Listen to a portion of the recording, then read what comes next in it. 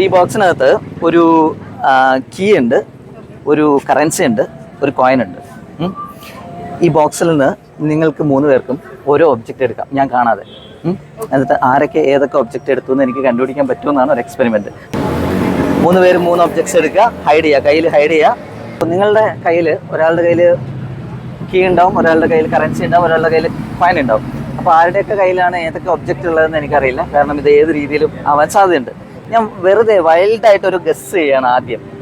ഇത് ശരിയാവുകയാണെങ്കിൽ എന്നോട് പറയണ്ട, ജസ്റ്റ് നിങ്ങളുടെ മനസ്സിൽ മാത്രം യെസ് എന്ന് പറഞ്ഞാൽ മതി. ഓക്കെ, വൈൽഡ് ഗസ് എന്താണെന്ന് വെച്ച് കഴിഞ്ഞാൽ, ഇദ്ദേഹം കീ എടുത്തിട്ടുണ്ടാവും, ഇദ്ദേഹം കറൻസി എടുത്തിട്ടുണ്ടാവും, ഇദ്ദേഹം കോയിൻ എടുത്തിട്ടുണ്ടാവും. ഇത് ഞാൻ വെറുതെ ഗസ് ചെയ്തതാണ്. ഓക്കെ, ഇതിൽ എല്ലാം ശരിയാവാൻ സാധ്യത വളരെ കുറവാണ്, അല്ലേ? എല്ലാം ശരിയാണ്. കീ ആണോ എടുത്തത്? കറൻസി ആണോ? കോയിൻ ആണോ?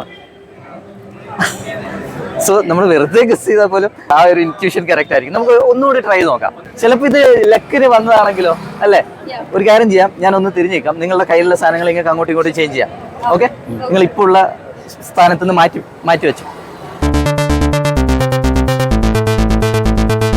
അങ്ങോട്ടും ഇങ്ങോട്ടൊക്കെ ചേഞ്ച് ചെയ്തു. ഇപ്പോൾ എല്ലാം പുതിയ പൊസിഷനിലാണുള്ളത്, നമുക്കറിയില്ല. സോ ഇവിടെ പേരെന്താ? വൈശാഖ്.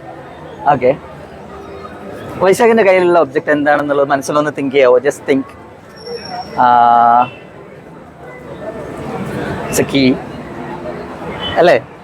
ഓക്കെ, ആൻഡ് ഇവിടെ കയ്യിലുള്ളത് എന്താണെന്നൊന്ന് തിങ്ക് ചെയ്യാവോ? Maybe it's a coin, it's a currency, I don't know. Just think of that.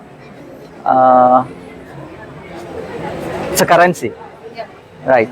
And you have the coin. That's it. Show that. Camera lo kaaniche. That's it. Thank you.